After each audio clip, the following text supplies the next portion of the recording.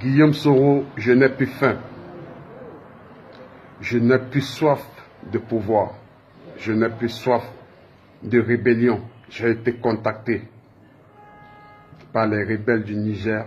J'ai été contacté par les rebelles de Mauritanie. J'ai été contacté par les rebelles du Burkina Faso. J'ai été contacté par les rebelles du Mali.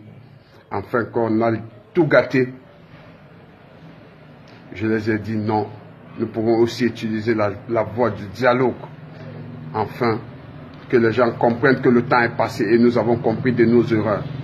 Aujourd'hui, si nous insistons de retourner en Côte d'Ivoire, c'est pour d'abord, en première place, demander pardon aux familles des victimes de la crise post-électorale qui n'ont jamais fait leur deuil, qui n'ont jamais tourné la page.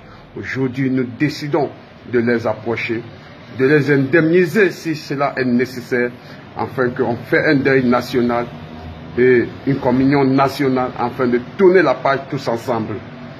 Mais beaucoup pensent que j'ai appelé le président Alassane Ouattara tout simplement parce que les élections sont en train d'approcher et je veux qu'il contribue afin que je pose ma candidature pour des élections 2025. J'ai dit non, ce n'est pas ma priorité, ce n'est pas ma préoccupation.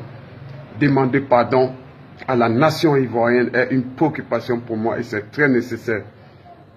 Et enfin, si les gens ont besoin de mon service, j'apporte ma contribution pour faire élever la Côte d'Ivoire et l'Afrique tout entière. Ça, ce sont les propos de Guillaume Soro qui a besoin du soutien de ses frères africains et de la Côte d'Ivoire en particulier.